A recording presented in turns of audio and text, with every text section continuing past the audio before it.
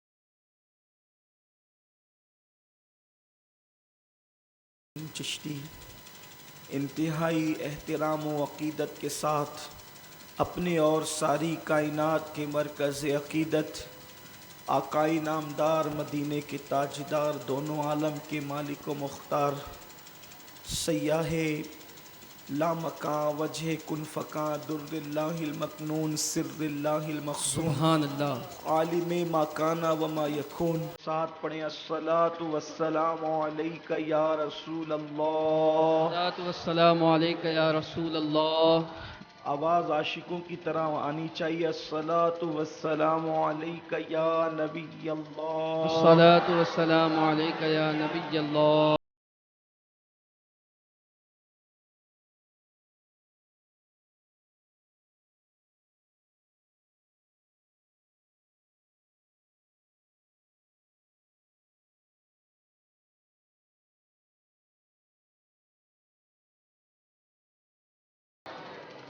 آل النبی ذریعتی وهم الیہ وسیلتی، سبحان اللہ۔ ارجو بہم اعطا غدا بید الیمین صحیفتی۔ سبحان اللہ۔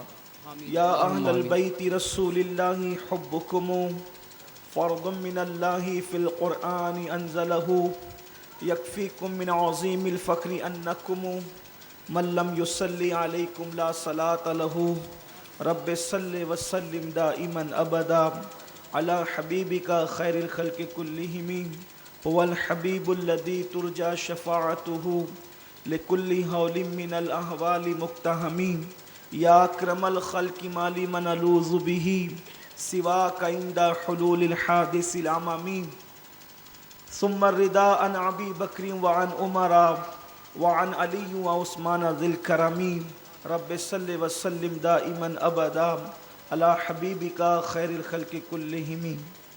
آج یہ سنی دعوت اسلامی کے زیر اہتمام جو 21واں سالانہ یاد شہید کربلا کا پروگرام ہے، اس کی آج 7ویں نشست ہے، اور یہ میرے ساتھ آپ کا دوسرا پروگرام ہے۔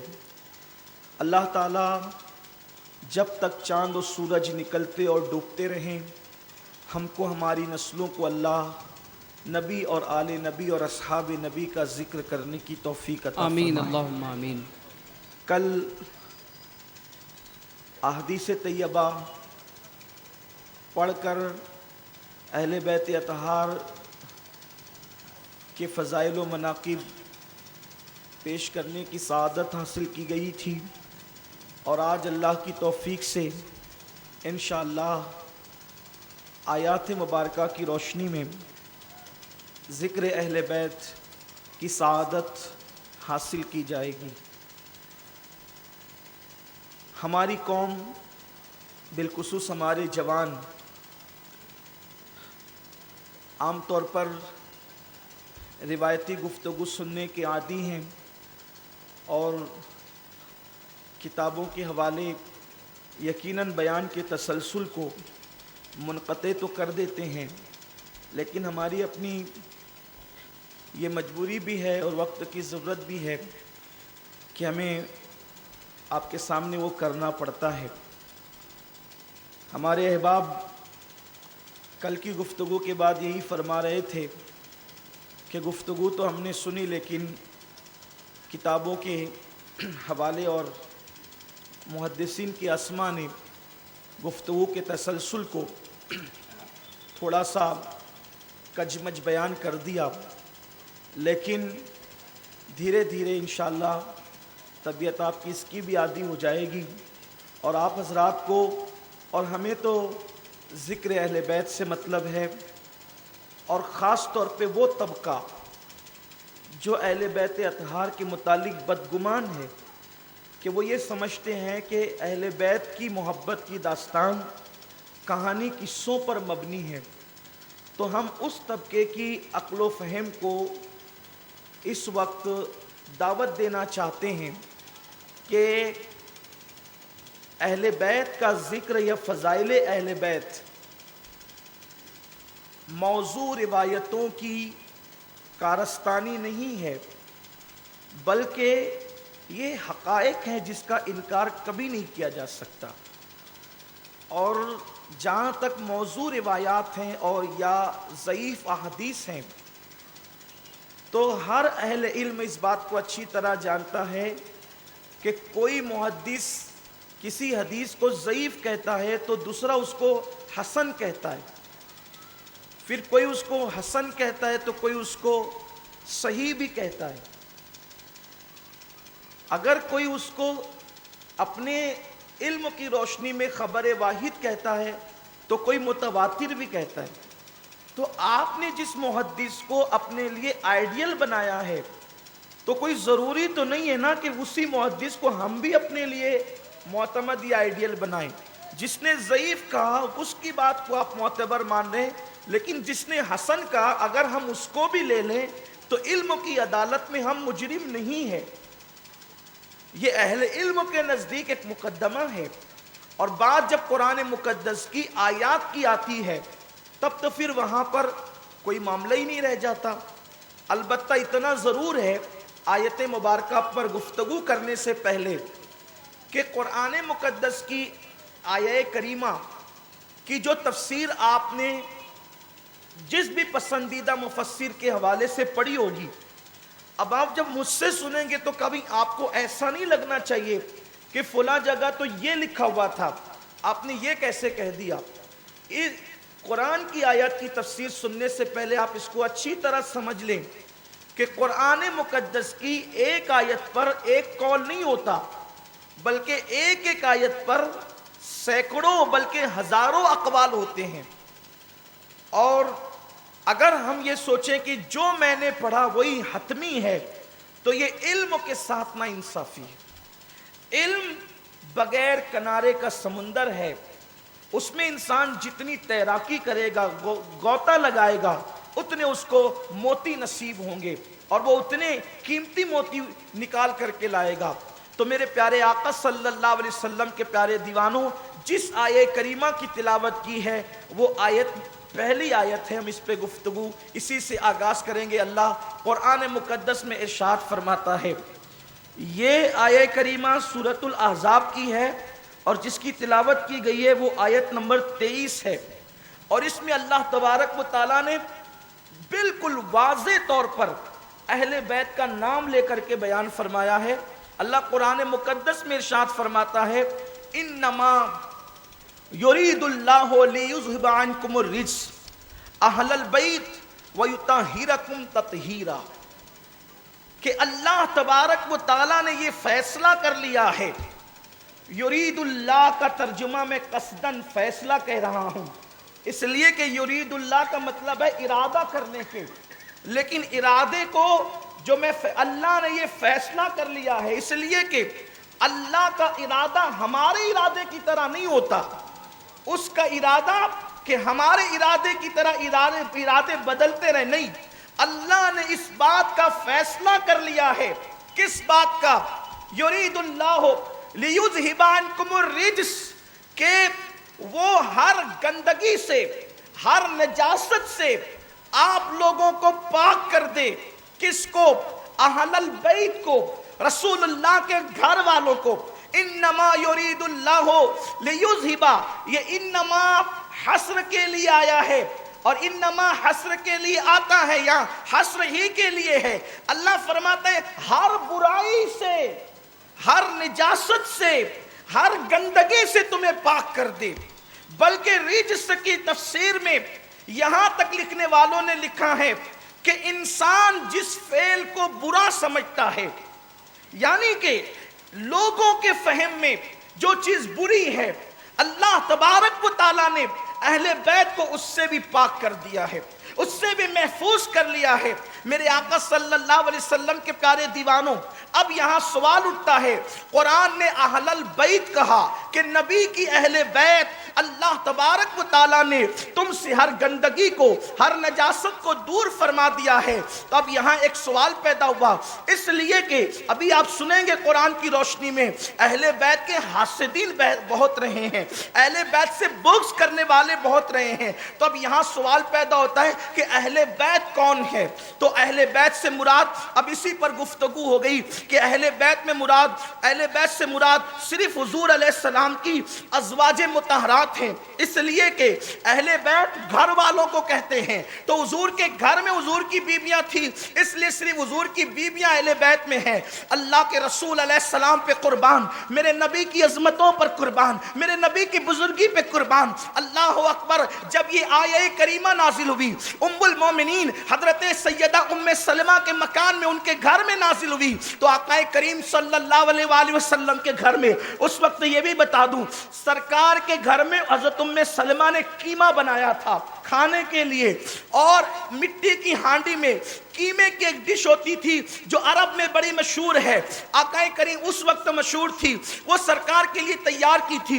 امہات المومنین حضور سے اتنی محبت کرتی تھی کہ اب جب اپنی باری ہوتی تو اچھے سے اچھا کھانا تیار کرنے کی کوشش کرتی تھی، اس وقت جب ان کے گھر میں چولہا جلا رہتا تھا، ورنہ اکثر تو گھر میں چولہا بھی بہت دنوں کے بعد جلتا تھا۔ کھانا تیار کیا تھا، آقا کریم علیہ السلام پہ جو ہے وہ نزول وحی کے آثار ظاہر ہوئے۔ جب سرکار پہ نزول کے آثار ظاہر ہوتے تھے تو سرکار علیہ السلام کے چہرے پر پسینہ آنے لگتا تھا، اور پیشانی پر موتی کی طرح پسینہ جو ہے وہ جو ہے جم جایا کرتا تھا، موتی کی طرح نظر آتا تھا۔ وحی کی کیفیت ختم ہوئی تو اللہ کے حبیب علیہ السلام نے اس وقت وہاں پر حضرت ام سلمہ موجود تھی، اور کوئی موجود نہیں تھا۔ اللہ کے رسول نے فرمایا فاطمہ کہاں ہے؟ اینا فاطمہ، فاطمہ کہاں ہے؟ تو چونکہ اللہ کے رسول علیہ السلام کے جو مکانات تھے ازواج مطہرات کے، سب ایک دوسرے کے بازو بازو میں تھے، اور سیدہ فاطمہ حضور علیہ السلام کے بازو ہی میں رہتی تھی۔ اب بھی حجرہ فاطمہ موجود ہے، اللہ اکبر۔ سیدہ فاطمہ حاضر ہوئی، پھر پوچھا علی کہاں ہے؟ المولا مشکل کشا حاضر ہوئے، پھر اس کے بعد کہا حسنین کہاں ہیں؟ والدین کے ساتھ یہ شہزادے بھی آئے، سرکار نے چاروں کو اپنے ساتھ لیا، اور اس کے بعد جو ہے اپنی چادر حضور علیہ الصلوۃ والتسلیم کی وہ نوری چادر سرکار نے چاروں کے سر پہ ڈھانکی، اور حضور علیہ السلام اس کے اندر تھے، چاروں کو ساتھ لیا۔ اسی لیے ان کو آل ابا بھی کہتے ہیں، ان چاروں کو آل ابا بھی کہتے ہیں، اور ان کو جو ہے وہ اس حدیث کو حدیث قصا بھی کہتے ہیں۔ تو آقا کریم علیہ السلام نے عرض کیا اللہم ہاؤلائی اہل بیتی، اے اللہ یہ میری اہل بیت ہیں۔ اللہ رب العزت نے فرمایا کہ اہل بیت سے ساری گندگی دور کر دی گئی ہے، تو کل کوئی یہ نہ کہے کہ یہ لوگ خارج اہل بیت ہیں۔ حضور نے فرمایا، حضور نے عرض کیا اے اللہ یہ میری اہل بیت ہے۔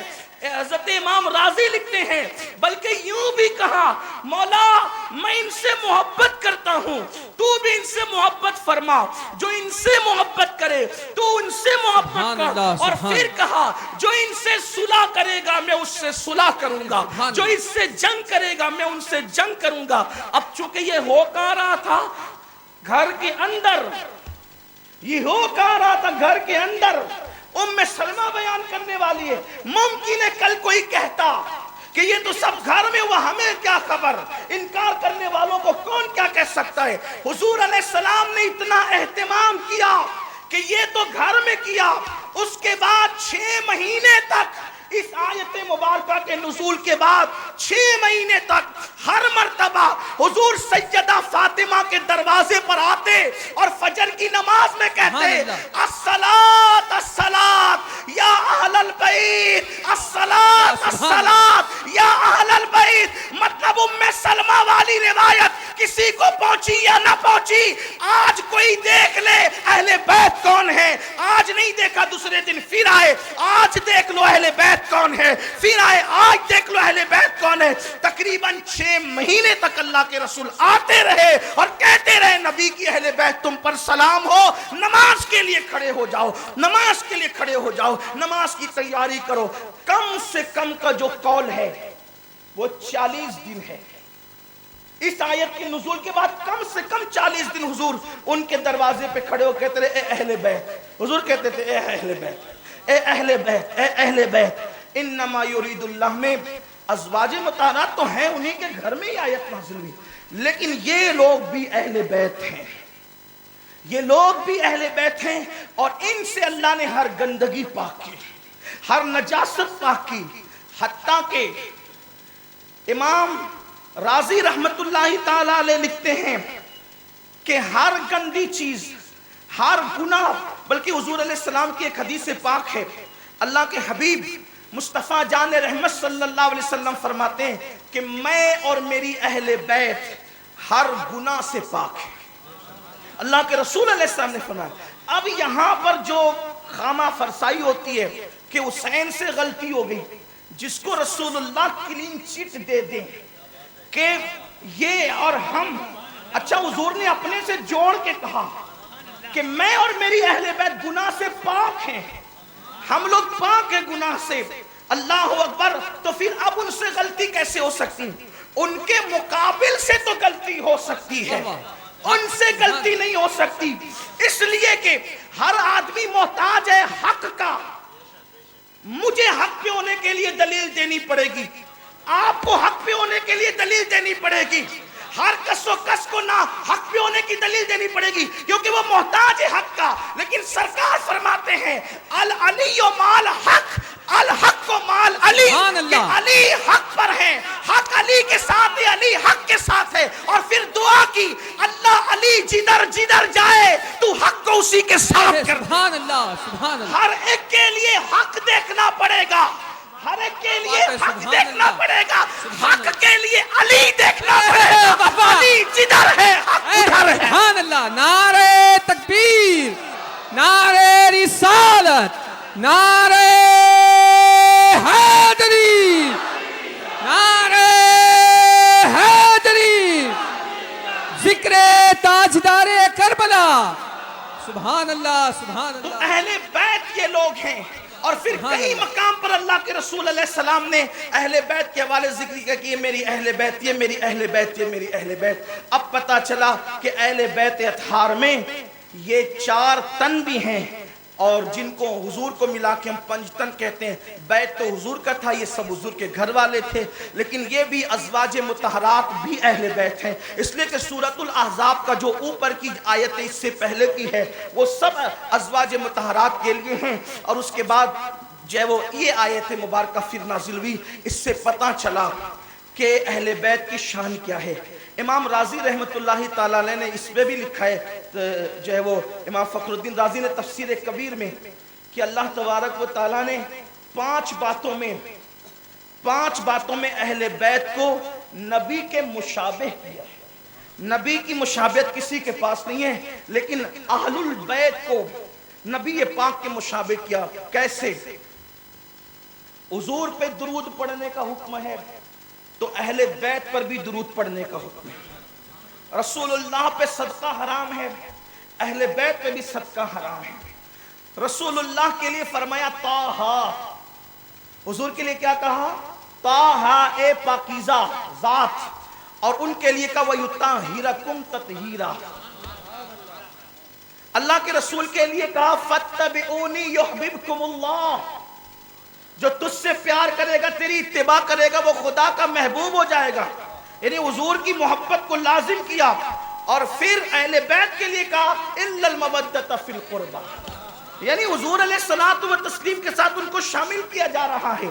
یہ ان کے مرتبے ہیں، اور یہ وہ مرتبہ ہے کہ اس مرتبے پر اللہ اکبر فائز ہونے والوں کے مرتبے کو دیکھنے والوں کی ٹوپیاں گرے گی، لیکن ان کے مرتبے تک نگاہ نہیں پہنچ سکتی.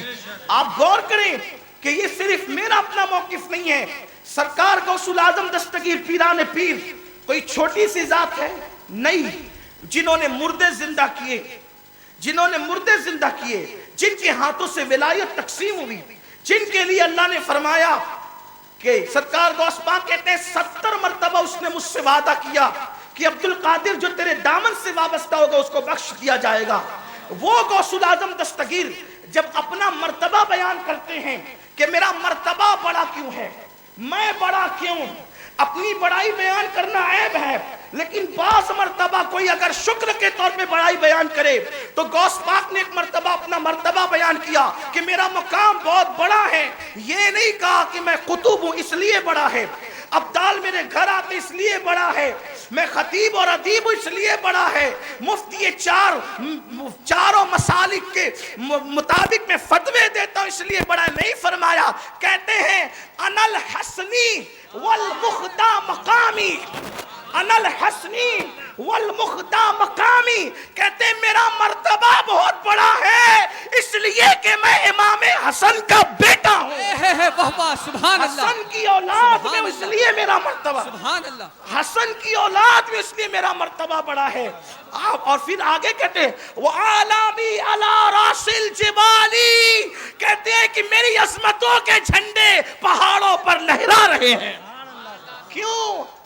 متقی ہونے کی وجہ سے نہیں، امام متقا والنقا کی وجہ سے نہیں. لوگوں کو تقوی پہ ناز ہے، وہ امام متقا والنقا ہے. امام اہل سنت کا غوث اعظم امام متقا والنقا، جلوہ شان قدرت پہ لاکھوں سلام. انا الحسنی، میں حسن کی اولاد ہوں. ارے جب 11ویں 12ویں نمبر کے بیٹے کی یہ شان ہے تو حسن مجتبیٰ کی شان کیا ہوگی؟ اب وہی حسن مجتبیٰ فرماتے ہیں، کتاب کا نام ہے، کتاب کا نام ہے سادات سغروی، مصنف کا نام ہے میر سید محمد بلگرامی.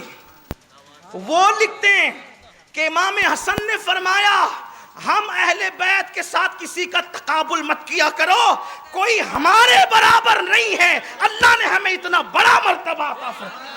شاید اسی کی ترجمانی کرتے ہوئے شیخ المشائخ اعلیٰ حضرت اشرفی میاں کے چھوچوی نے کہا ہے کوئی ہو متقی ہو عالم و زاہد زمانے میں مگر آل محمد کے برابر ہو نہیں سکتا، مگر آل محمد کے برابر ہو نہیں. یہ امام حسن کے فرمان کی ترجمانی ہے جو حسن کے بیٹے نے اپنے 2 مصروں میں کی ہے، مگر آل محمد کے برابر. ارے جب آل کے برابر نہیں ہو سکتا تو جو نسل سادات ہیں، نسل سید ہے، جب کوئی ان کے برابر نہیں ہو سکتا تو جو کربلا میں اصل سید تھے، اصلی نہیں اصل سید، ہمارے یہاں سب اصلی ہے، ہمارے یہاں اصل ہے. ایک ہوتا ہے اصل، ایک ہوتا ہے نسل، ایک ہوتا ہے اصل، ایک ہوتا ہے نسل. تو جب نسل کے برابر کوئی نہیں ہو سکتا تو وہ اصل جس کو نبی کندھے پہ بٹھاتے تھے کوئی ان کے برابر کیسے ہو سکتا؟ جن کو اپنی چادر میں لیتے تھے اور کہتے تھے اللہم اہلائی اہل بیتی، اے اللہ یہ میری اہل بیت، یہ میری، اللہ تو جانتا ہے نا، یہ اللہ سے کہہ رہے ہیں اے اللہ یہ میری اہل بیت ہے. اللہ تو جانتا ہے پیدا اس نے کیا ہے، خون خیر الرسل سے ہے جن کا خمیر. حضور فرماتے ہیں میری اہل بیت سے محبت کرنا، تعظیم کرنا کیوں؟ آقا فرماتے ہیں جس خمیر سے اللہ نے مجھے بنایا ہے. خمیر سمجھتے ہیں؟ خمیر جس سے چیز بنائی جاتی ہے، ملانے کے لیے نہیں کہہ رہا ہوں، صرف سمجھانے کے لیے. جب آپ روٹی بناتے ہیں تو اس کا جو آٹا گوندا جاتا ہے وہ اس کا خمیر ہوتا ہے. خمیر ہوگا تو روٹی ہوگی، خمیر ہوگا تو پاؤ ہوگی، خمیر ہوگا تو ٹوسٹ کھاری وغیرہ بسکٹ ہوں گے. پہلے خمیر بنتا ہے پھر چیزیں بنتی ہے. اب اس کو کنارے رکھیے، ملانے کے لیے نہیں، صرف سمجھانے کے لیے اس کو چھوڑ دیجئے. حضور کہتے ہیں میری اہل بیت کا احترام کرنا. کیوں؟ اس لیے کہ جس خمیر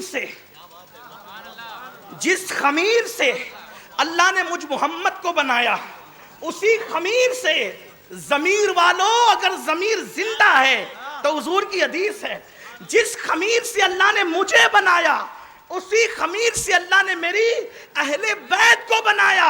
اب ہمارے یہاں اہل سنت میں خمیر مصطفیٰ کا مطلب نور خدا ہے، اسی لیے ہم نبی کو بھی نور کہتے ہیں اور آل نبی کے لیے کہتے ہیں تیری نسل پاک میں ہے بچہ بچہ نور کا، تو ہے اہل نور، تیرا سب گھرانہ نور کا. اب جس کے نزدیک جو خمیر ہو، جس کے نزدیک جو خمیر، بہرحال جو خمیر آپ رسول اللہ کے لیے مانے، حضور نے کہہ دیا اسی خمیر سے اہل بیت کا وجود ناز ہے، اسی سے اہل بیت کا. اسی لیے تو امام حسین کی شہادت کو کئی سال بیتے، کئی روایتیں، کئی سال بیتے. یزید مرا، یزید کے بعد حکومت آئی عبداللہ بن زبیر کی ایک طرف مختار کی، وہ معاملہ ختم ہوا. پھر حکومت آئی مروان کی، پھر وہ مرحلہ ختم ہوا. پھر حکومت آئی عبد الملک ابن مروان کی، پھر وہ مرحلہ ختم ہوا. پھر حکومت آئی سلیمان بن مروان کی، مروان کا بیٹا سلیمان. عبد الملک بن مروان کے بعد سلیمان ابن مروان، یعنی بھائی کے بعد بھائی بیٹھا. سلیمان ابن مروان کی جب حکومت آئی تو اس نے سوچا کہ مجھے یزید کا خزانہ چیک کرنا چاہیے کہ یزید کے خزانے میں کیا کیا چیزیں چھپی ہوئی ہے. برسوں بیت گئے، برسوں. تو اس نے دیکھا کہ یزید کے خزانے میں ایک تھیلی ہے اور اس تھیلی سے ایسی خوشبو آتی ہے کہ وہ خوشبو اس نے پوری زندگی میں کبھی نہیں سونگھا. اس نے تھیلی کھولی، ایک کپڑا نکلا، لپٹا ہوا کپڑا تھا. کپڑا کھولا، اس میں ایک سر تھا، اور وہ سر جب کھولا گیا تو پورا کمرہ روشنی سے منور ہو گیا. اس نے کہا یہ کیا ہے؟ تو لوگوں نے کہا یہ حسین ابن علی کا سر ہے. ویسے تو تاریخ میں مختلف واقعات ہیں، اور لیکن ایک واقعہ یہ بھی ہے کہ برسوں بیتنے کے بعد بھی سر حسین اس شان سے تھا کہ خوشبو بھی آ رہی تھی اور چہرہ بھی روشن تھا. میرے پیارے آقا صلی اللہ علیہ وسلم کے پیارے دیوانوں، تو سرکار فرماتے کہ میرے خمیر سے اہل بیت کو پیدا کیا گیا. اسی لیے امام اہل سنت نے اس کو بیان کیا خون خیر الرسل سے ہے جن کا خمیر اس ریاض نجابت پہ لاکھوں سلام. آیت دوسری، اللہ ارشاد فرماتا ہے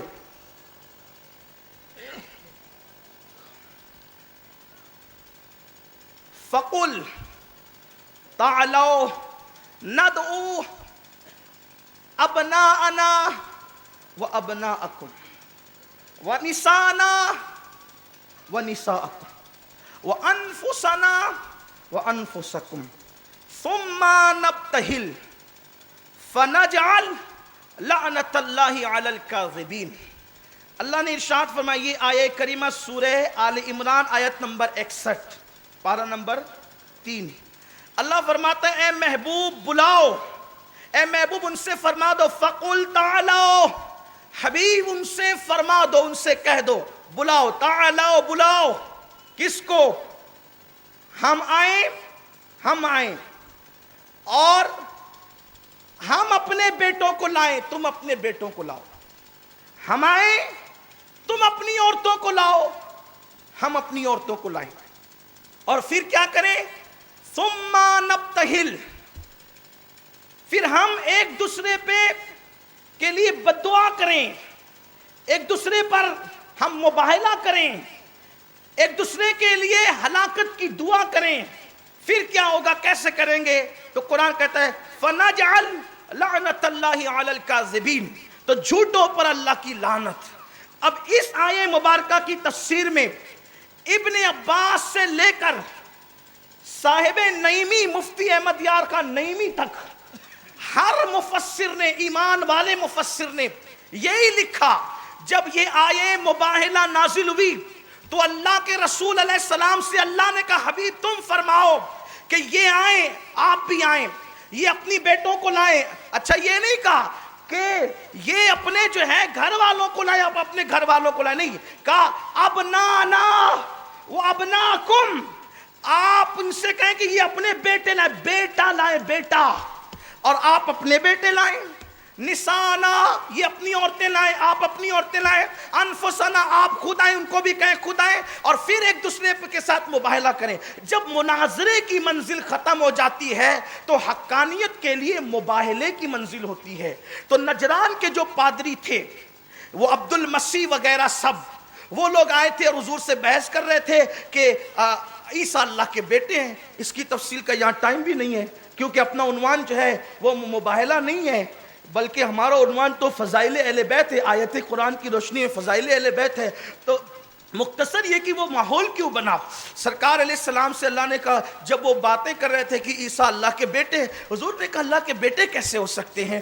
تو انہوں نے کہا کہ چونکہ وہ بغیر باپ کے پیدا ہوئے ہیں. تو آپ نے فرمایا کہ اگر بن باپ کا پیدا ہونا اللہ کا بیٹا ہونے کی علامت ہے تو آدم تو ماں اور باپ کے بغیر پیدا ہو گئے، تو ان کے بارے میں آپ تو اللہ کا بندہ مانتے ہو، اور جو بغیر ماں باپ کے پیدا ہوا اس کو بندہ مانتے عبداللہ کہتے ہو، اور جو صرف بغیر باپ کے پیدا ہوا اس کو آپ ابن اللہ کہتے ہو. تو بات بہت بحث ہوئی، اینڈ اس پر ہوا کہ یہ بات نہیں مانتے، مباہلہ کرو. مناظرے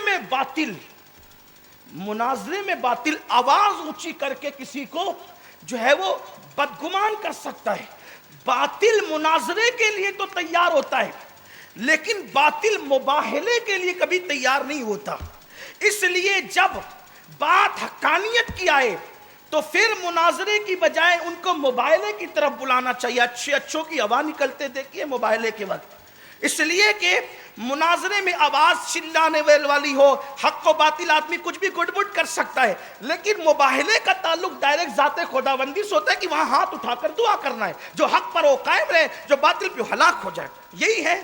تو اللہ کے رسول علیہ السلام، اچھا حضور اکیلے جائیں، توجہ آپ کی، حضور اکیلے جائیں تو بھی کیا تکلیف ہے، کیا معاملہ ہے، کیا پرابلم ہے کسی کو؟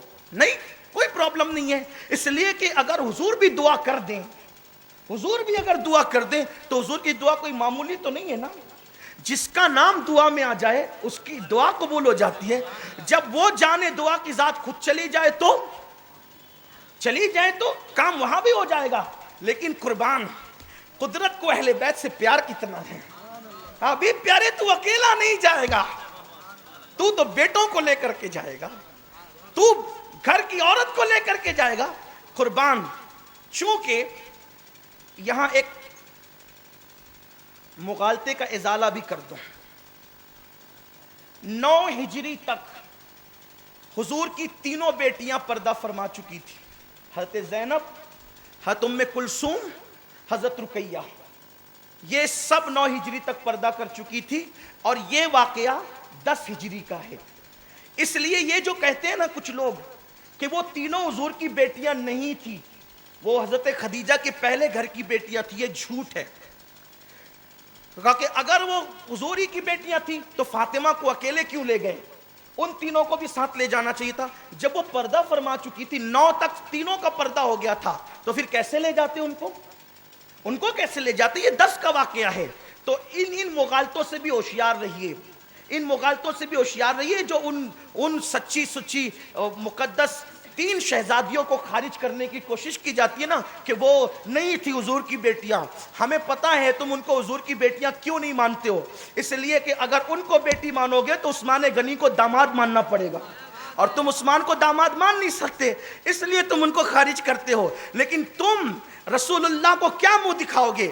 اگر میری اولاد کو کوئی کہہ دے کہ یہ امین کی اولاد نہیں ہے تو میرے دل پر کیا گزرے گی؟ تم محمد عربی کی اولاد کو کہتے ہو ان کی اولاد نہیں ہے تو حضور کے دل پہ کیا گزرے گی؟ یہ اہل بیت سے محبت نہیں ہے، یہ حضور سے محبت نہیں ہے، یہ اہل بیت سے دشمنی ہے. ان تینوں کو رسول اللہ کی بیٹیوں سے خارج کرنے سے پہلے اتنا سوچو، تیرے بیٹے کو کہہ دے کہ یہ تیرا نہیں ہے تو تیرے دل پر کیا گزرے گی؟ ارے ظالموں، تم نے معاذ اللہ ثم معاذ اللہ محمد عربی صلی اللہ علیہ وسلم کو گالی دی ہے یہ کہہ کر کہ یہ ان کی بیٹیاں نہیں ہیں۔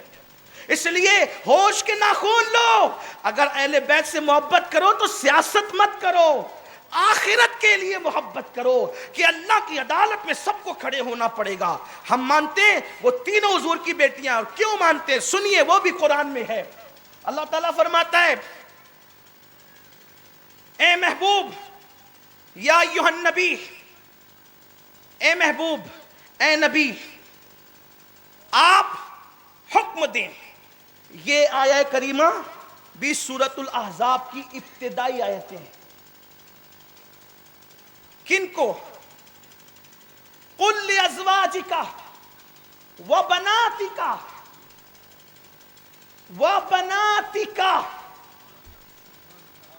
یا ایھا النبی قل لازواجک وبناتک ونساء المؤمنین۔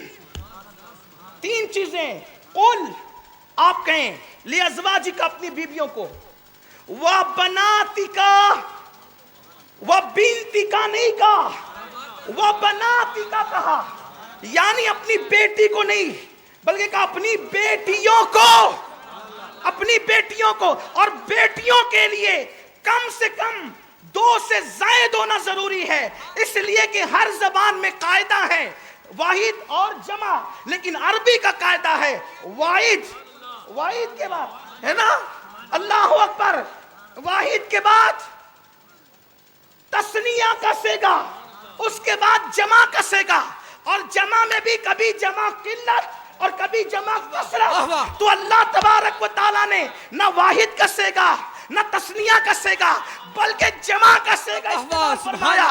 اب پتا چلا کیا کہا، وہ بناتی کا، اب آپ کہتے ہو ایک ہی بیٹی تھی، قرآن کہتا ہے 3 بیٹی تھی، اب قرآن کہتا ہے بیٹیاں تھی، قرآن کہتا ہے آپ کہتے ہیں بیٹی تھی، قرآن کہتا ہے بیٹیاں تھی۔ تو اب بتائیں اللہ کی مانے کہ ملا کی مانے، قرآن کی مانے کہ اللہ اکبر کسی انسان کی مانے؟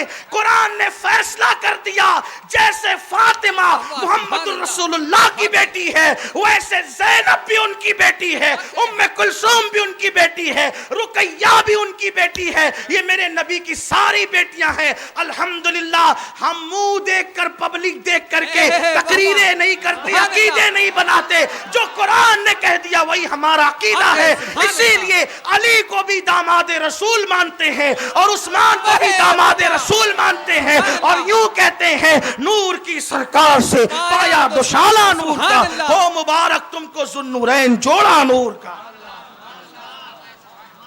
تو اب وہ تو 9 سے پہلے سب پردہ کر چکی، یہ واقعہ 10 کا ہے، 10 ہجری کا ہے۔ تو اب جب اللہ نے کہا نا نہ دو، بلاؤ، تم بھی آؤ ہم بھی آئیں، عورتوں کو لائیں، ہماری عورتوں کو لائیں، بیٹوں کو لائیں، حضور نے کہا اب گویا کہ انتظار ہو رہا ہوگا نا سب کو، کائنات حیرت سے تک رہی ہوگی۔ آفیشیلی ڈیلیگیشن جانے والا ہے اسلام کا نمائندہ بن کر، اسلام کا نمائندہ بن کر، ہے تو بڑے اچھے سب، سارے اچھے سر آنکھوں پر، جس مسلمان نے دیکھا انہیں ایک نظر، اس نظر کی بصارت پہ لاکھوں سے۔ دین کی پیورٹی، دین کی حقانیت کو جب عیسائیوں کے سامنے پیش کرنے کا معاملہ آیا، لوگ کہتے حسین ہی کیوں گئے، سب تھے حسین کیوں گئے؟ ہم کہتے سورہ آل عمران سے پوچھ، وہاں حسین کے بھائی، حسین کی امی، حسین کے ابا کو کیوں لے کر رسول اللہ گئے، کیوں لے کر کے گئے؟ سرکار نے اپنی بیٹی لی مختصر، مولا علی کو لیا، حسنین کریمین کو۔ اب اگر آپ تفسیر میں آ جائیں تو اس کو مفہوم کے طور بیان کروں، یہ پنجتن والا قافلہ کیسے چلا؟ ہاتھ میں حسین ہیں، انگلی پکڑے ہوئے حسن مجتبیٰ ہیں، ان کے پیچھے سیدہ فاطمہ ہیں، ان کے پیچھے علی مرتضیٰ ہیں۔ پنجتن کا یہ قافلہ چلا مختصر اختصار کے ساتھ، اس لیے کہ واقعات کی یہ محفل نہیں، یہ قرآن مقدس کی آیات میں بیان کرنا ہے، ورنہ وقت رہ جائے. کم سے کم دعا کریں وقت میں اتنی برکت ہو کہ امام کے عاشورہ کی نسبت سے 10 آیت تو پڑھ سکوں، تاکہ 10 کا عدد مکمل ہو جائے. ہے تو بہت سی آیتیں لیکن کم سے کم 10 پڑھ سکے آیت مبارکہ. پنجتن گئے، میدان میں جمع ہو گئے. بی بی زہرا پاک پردے میں ہیں، علی مرتضیٰ حسنین کریمین گود میں ہیں، عبد المسیح سامنے آتا ہے. 40 پادریوں کو لے، اس پورے قافلے میں پادریوں کی تعداد 40 تھی. وہ سب خاص لوگ آئے تھے نا، اور وہ بھی وہ کم لوگ نہیں تھے. وہ ایسے تھے ان میں سے بہت سارے کہ جنہوں نے اپنی خانقاہوں سے کبھی باہر قدم نہیں نکالا. یعنی وہ ایسے شرابی کبابی لوگ نہیں تھے، آوارہ گردی والے لوگ نہیں تھے. اس لیے کہ عیسائیوں کے جو مذہبی رہنما اس دور میں ہوتے تھے وہ بھی بڑے عبادت گزار ہوتے تھے. تعریف نہیں کر رہا ہوں، یہ بتا رہا ہوں کہ وہ کیسے لوگ تھے. انہیں اپنے تقوی پہ پرہیزگاری پہ بڑا ناز تھا. لیکن جب عبد المسیح اپنی پوری قوم کو لے کر کے آیا اور اس نے چہرے دیکھے، کون سے چہرے؟ 4 چہرے دیکھے. ایک چہرہ کس کا؟ یا صاحب الجمال و یا سید البشر من وجهك المنیر لقد نور القمر لا يمكن الثناء كما كان حقه بعد از خدا بزرگ تو یہ قصہ مختصر. کون سا چہرہ؟ لقد بدر فی الوجه الاجمل خط حال ما زلف ابر اجل تورے چندر پرو کنڈل رحمت کی بھرن برسا جانا. کون سا چہرہ جسے قرآن بددہا کہے؟ اس پر گفتگو ہو تو پھر بات ہی کیا ہے. وہ کمال حسن حضور ہے کہ گمان نقص جہاں نہیں. یہی پھول خار سے دور ہے، یہی شمع ہے کہ دھواں نہیں. حضور کا چہرہ دیکھا، پھر علی پاک کا چہرہ دیکھا. ابھی اس کو کوئی ان لوگوں کی بہت زیادہ تفصیلات نہیں پتا تھی، چہرے ہی دیکھ رہا تھا. وہ حضور نے کیا چہروں کا انتخاب کیا تھا. انتخاب رسول ہے یہ، اور انتخاب رسول نہیں، یہ خدا کا انتخاب ہے. ابنانا و ابناکم نسانا و نساکم انفسنا و انفسکم. یہ انتخاب خدا بند قدوس کا ہے، نام زد کیا ہے. اس سے یہ بھی پتا چلا کہ اب حضور علیہ السلام کے بیٹوں کے سوا اس دور میں ان دونوں شہزادوں کے سوا حضور کا کوئی بیٹا نہیں تھا. اس شہزادی کے سوا حضور کی کوئی بیٹی نہیں تھی. اور حضور علیہ الصلوۃ والتسلیم مولا مشکل کشا کو اپنے ساتھ لے گئے تھے. اللہ اکبر. اس نے چہرے دیکھے، پہلا چہرہ حضور کا، دوسرا چہرہ علی کا. سب صحابہ کے لیے ہم کیا کہتے ہیں؟ رضی اللہ عنہ. مولا علی کے لیے بھی کہتے ہیں، لیکن ان کے لیے خاص ایک چیز اور ہے. کیا ہے؟ کرم اللہ وجہہ الکریم. کیا ہے؟ کرم اللہ وجہہ الکریم. اللہ ان کے چہرے کو اور بزرگی دے. یہ کس نے کہا؟ کس نے کہا؟ کتاب کا والا سنیں. پھر وہی سادات سگروی، میر سید محمد بلگرامی. یہ میر سید محمد بلگرامی کون ہے آپ جانتے ہیں؟ یہ بلگرام ماہریرہ شریف والوں کے آبا و اجداد وہاں سے آئے. ماہریرہ شریف والوں کے شاہ برکت اللہ صاحب کے جو ماہریرہ شریف آئے تھے نا، ان کے اجداد بلگرام میں رہتے ہیں. اور بلگرام شریف میں جو سب سے پہلے آئے تھے سید محمد دعوت الصغرا، یہ سرکار قطب الدین بختیار کاکی کے مرید و خلیفہ ہیں. تو یہ وہ خاندان ہے، اور اسی خاندان کے چشم و چراغ ہے میر سید محمد بلگرامی. انہوں نے لکھا کرم اللہ وجہ الکریم کہنے کی وجہ. آیت پڑھنا چاہتا ہوں لیکن یہ بات بھی کہہ دوں، جس کا چہرہ دیکھا تھا عبد المسیح نے. آج کل یہ بھی کہا جاتا ہے نا کہ وہ بہت خوبصورت نہیں تھے، ایسا کہا جائے وہ بہت خوبصورت. ارے نادان، یہ کرم اللہ وجہ الکریم تو کم سے کم اس کا ترجمہ سمجھ لیا ہوتا. باب مدینۃ العلم سے رشتہ ٹوٹتا ہے تو پھر باتیں ایسی اڑم دھڑم ہوتی ہے. تو سچی سچی بات کیا کرو، اچھی بات کیا کرو، آخرت میں نجات کی بات کیا کرو. دراصل بات میر سید محمد بلگرامی لکھتے ہیں اپنی کتاب میں کہ جس وقت مولا علی مشکل کشا اپنی ماں کے پیٹ میں تھے، اس وقت ان کی امی سیدہ فاطمہ بنت اسد جو حضور کی چچی ہے، اور سرکار فرماتے تھے یہ صرف میری چچی نہیں بلکہ میری ماں ہے. حضور کی عمر اس وقت کتنی تھی جب مولا علی ماں کے شکم میں تھے؟ صرف 29 سال. حضور علیہ السلام کی عمر شریف کتنی تھی؟ 29 سال. جس وقت مولا علی ماں کے پیٹ میں تھے، اعلان نبوت نہیں ہوا، مکے والوں کو نہیں پتا کہ یہ اللہ کے نبی ہے، نہ ابو لہب کو پتا، نہ ابو جہل کو پتا، نہ عتبہ کو پتا، نہ شیبہ کو پتا، کسی کو نہیں پتا۔ ابھی حضور علیہ السلام اپنی زندگی گزار رہے ہیں، آقا نے اعلان نبوت نہیں کیا ہے، لیکن جیسے ہی گھر کے اندر، چونکہ ان کی چچی کا گھر تھا، اللہ اکبر، شادی سے پہلے حضور اسی گھر میں رہتے تھے، شادی کے بعد جو ہے وہ اللہ کے رسول علیہ السلام کا مکان الگ ہو گیا تھا، لیکن جب اپنی چچی کے گھر میں ملنے، چچی چچا سے ملنے جاتے، یعنی فاطمہ بنت اسد سے حضور ملنے جاتے یا حضرت ابو طالب سے ملنے جاتے، تو فاطمہ بنت اسد پہلے چونکہ بھتیجا ہی سمجھتی تھی نا، میرا بھتیجا ہے، میں نے پالا ہے، میں نے پوسا ہے، میرے گھر میں رہے ہیں، تو چونکہ حضرت فاطمہ بنت اسد علی مرتضیٰ کے پیٹ میں آنے سے پہلے حضور کے استقبال کے لیے کھڑی نہیں ہوتی تھی، اس لیے کہ ابھی معلوم ہی نہیں تھا کہ نبی ہے، اللہ اکبر، ابھی ان کو نہیں پتا تھا، اعلان نبوت نہیں ہوا تھا، اور یہ پتا نہیں تھا، یہ بھی میں صرف ظاہری معنی میں بول رہا ہوں، ورنہ ہماری کیا اوقات، ہم کس کے لیے پتا کس کے لیے نہ پتا کہیں، لیکن میں صرف ظاہری سمجھانے کے لیے کبھی اٹھ کر کے کھڑی نہیں ہوئی، لیکن جب سے علی پیٹ میں آئے، جیسے ہی وہ حضور کو آتے دیکھتی اٹھ کر کے کھڑی ہو جاتی،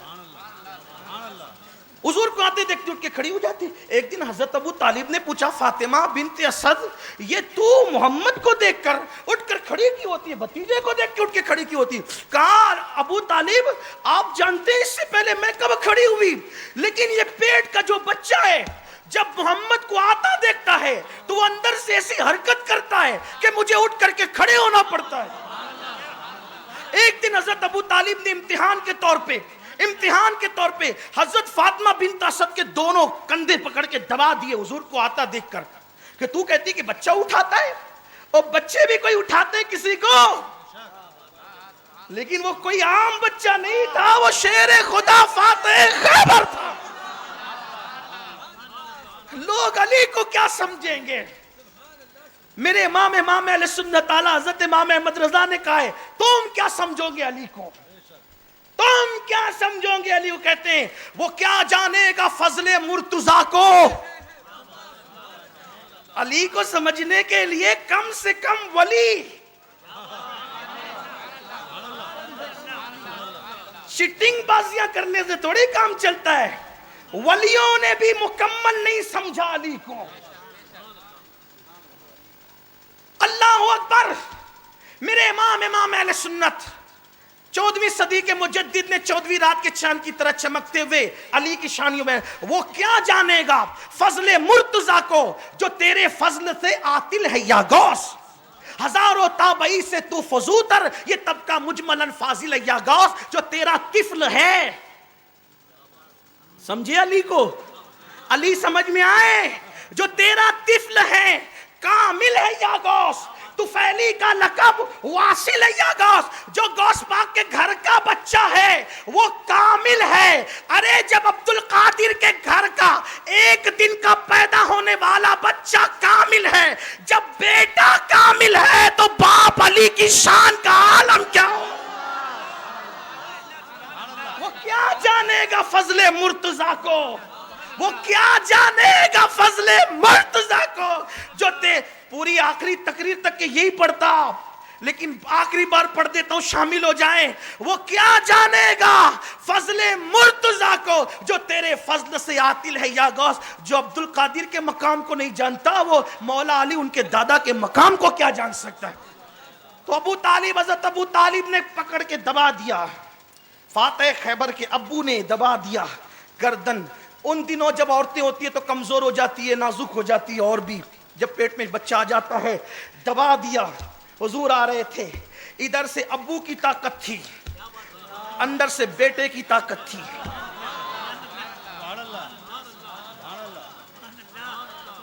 ابو طالب چاہتے تھے نا کہ میرے چاند کی شان بھی ظاہر ہو جائے، آنے والا خاتم النبیین ہے، شکم کے اندر خاتم ولایت ہے۔ صاحب تفسیر مظہری لکھتے، کون؟ صاحب تفسیر مظہری قاضی ثناء اللہ پانی پتی، مرزا مظہر جانے جانا کے مرید و خلیفہ، سلسلہ نقش بندیہ کا اپنے وقت کا بے مثال امام، پورے دلی کے لوگ جس سے مرید تھے وہ قاضی ثناء اللہ پانی پتی تفسیر مظہری میں کیا لکھتے ہیں؟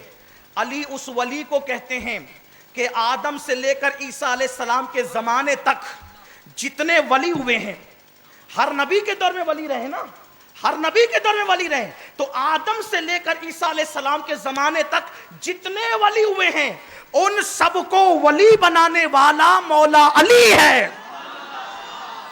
پیدا بھی نہیں ہوئے تھے لوگوں کو ولی بنا رہے تھے. یہ کسی قصہ خواہ نے نہیں لکھا ہے، یہ مرزا مظہر جانے جانا کے خلیفہ اور مرید علامہ قاضی ثناء اللہ پانی پتی، یہ وہ خوش نصیب انسان ہے جس کا شمار صوفیوں میں بھی ہوتا ہے. قاضی ثناء اللہ پانی پتی یہ صوفی بھی کہلاتے ہیں، فقیہ بھی کہلاتے ہیں، مفسر بھی کہلاتے ہیں. انہوں نے لکھا ہے مظہری کے اندر، تفسیر مظہری اٹھا کر کے دیکھ لیں. اب بتاؤ جو پیدا ہونے سے پہلے ولایتیں بانٹتا رہا، جو پیدا ہونے سے اس کو علی کہتے ہیں، یہ ہے علی.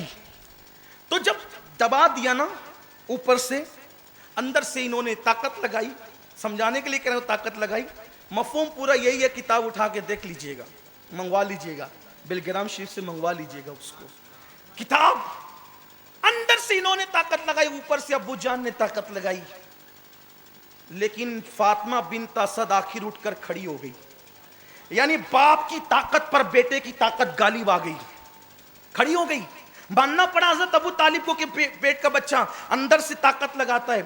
پھر فاطمہ بنت اسد نے کہا اے میرے بھتیجے، پتہ نہیں اس بچے کو آپ سے کیا پیار اور محبت ہے کہ یہ صرف مجھے اٹھا کر کھڑا ہی نہیں کرتا، بلکہ آپ گھر میں جدھر جدھر جاتے ہیں نا یہ ادھر ہی ادھر گھومتا رہتا ہے. پیدا ہونے سے پہلے نبی کی طرف جو پیٹ نہ کرے اسے علی کہتے ہیں.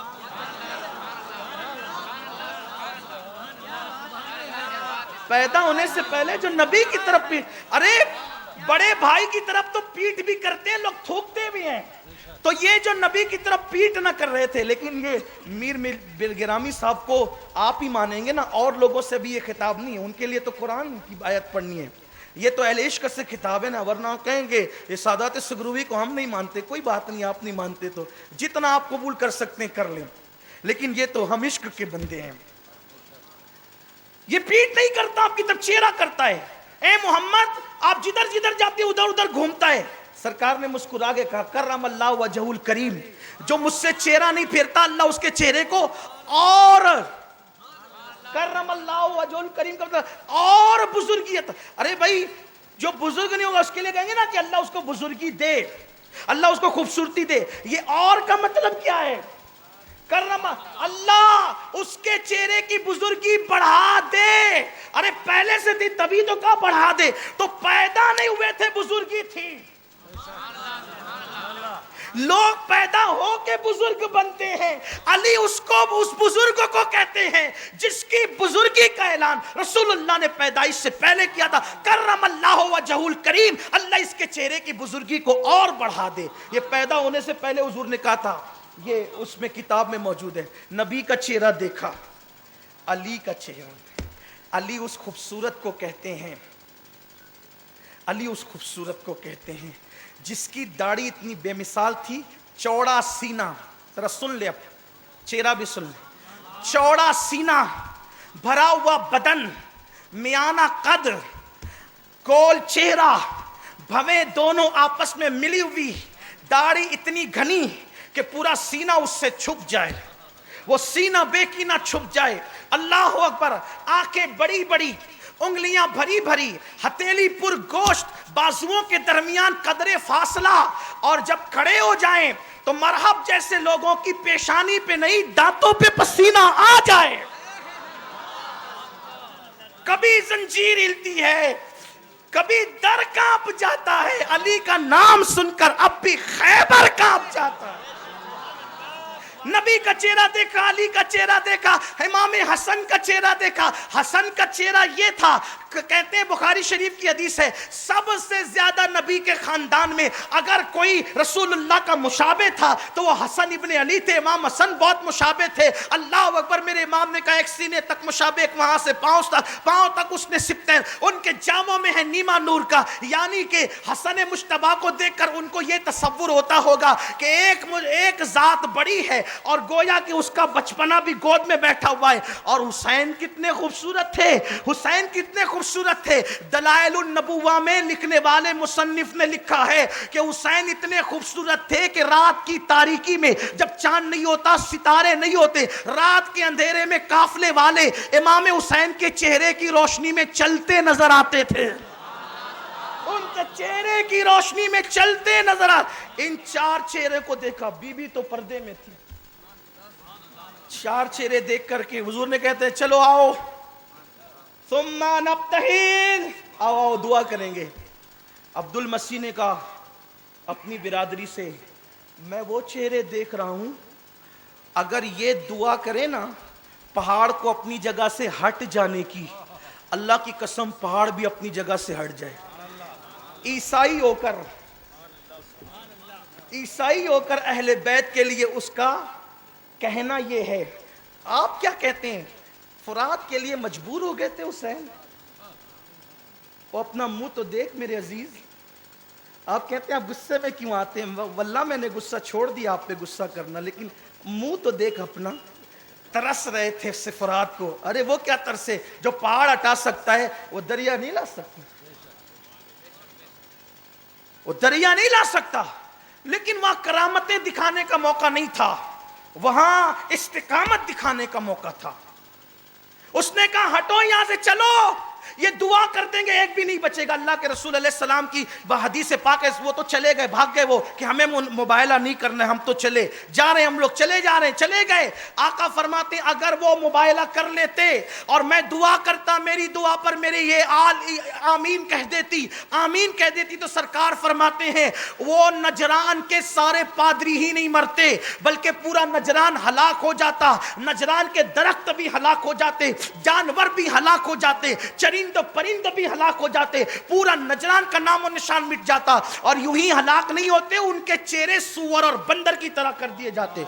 उन्होंने होश से काम लिया, पूरी ईसाई दुनिया पे गोया कि उन्होंने एहसान किया। अब मैं आपसे पूछना चाहता हूं, ईसाई होकर उन्होंने कम से कम अक्लमंदी से इतना तो काम लिया कि अहले बैत से मत टकराओ।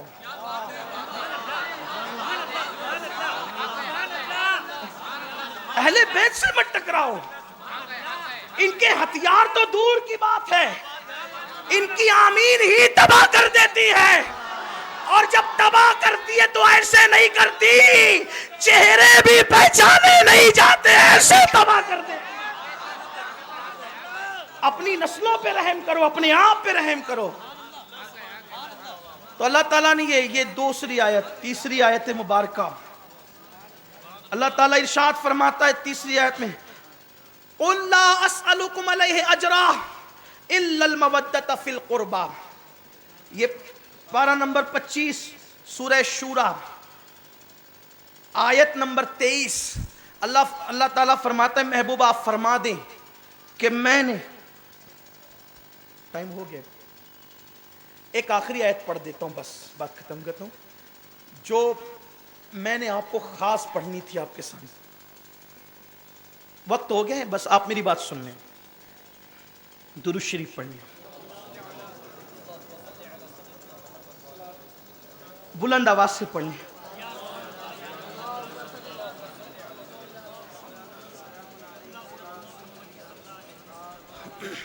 अल्लाहुम्मा सल्ली अला सय्यदना मौलाना मुहम्मदिन मादनिल जूदी वल करम वालिहिल किराम अजमईन सलातु व सलाम अलैका या रसूलल्लाह। यूँ तो बहुत सी आयतें मुबारक है, अल्लाह ने ज़िंदगी दी, इंशाअल्लाह आइंदा साल आप इतनी 2-3 आयतों को याद रखें, बकिया आयतें अल्लाह ने ज़िंदगी दी तो आइंदा साल पढ़ेंगे, सारी ज़िंदगी पढ़ेंगे यार, ज़िंदगी है इसी के लिए।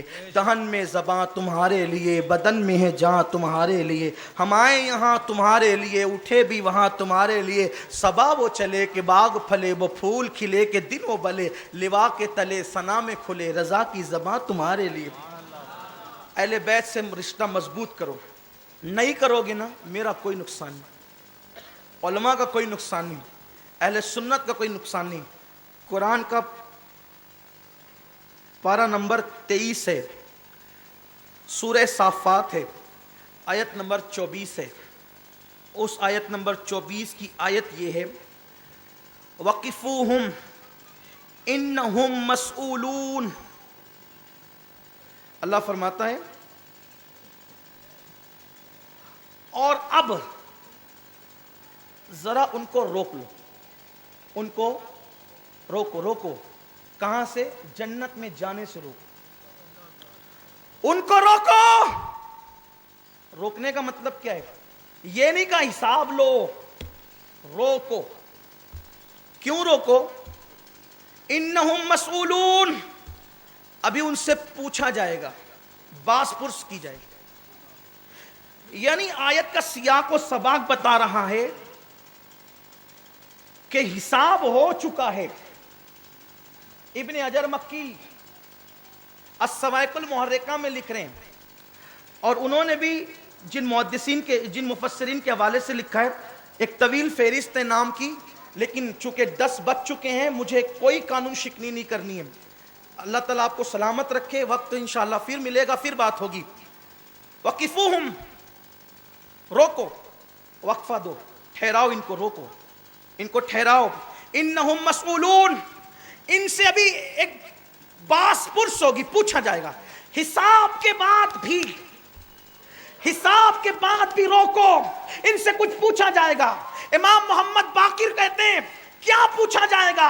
اللہ رب العزت روک کر کیا پوچھے گا؟ فرمائے گا بتاؤ تم نے علی اور اولاد علی کا کتنا حق ادا کیا تھا، کتنی ان سے محبت کی تھی. کیونکہ اللہ نے قرآن میں فرما دیا تھا کہ اے محبوب فرما دو کہ الا المودۃ فی القربى، کہ میری اولاد سے محبت کرنا، میرے قرابت داروں سے محبت کرنا. نماز، روزے، حج و زکوٰۃ کا سب حساب بھی دے دو گے تو آخری میں تمہارے سر پر یہ تلوار لٹکتی رہے گی کہ جنت میں جانے سے پہلے اللہ فرمائے گا روکو اور پوچھو کہ علی اور اولاد علی کے ساتھ سلوک کیا کیا تھا. اب بتاؤ، اگر محبت کی تھی تو کہا جائے گا جنت تمہارے لیے ہے، اور اگر محبت نہیں کی تھی، بغض، عداوت کیا تھا، فضیلتیں چھپاتے تھے، ذکر کے وقت تکلیفیں ہوتی تھی، ان کے ایصال ثواب کے لیے ممانعت کرتے تھے، روک دیا جائے گا. اللہ ہم سب کو توفیق دے. گفتگو کے درمیان کوئی غلطی ہو اللہ معاف کرے. استغفر اللہ. السلام علیکم.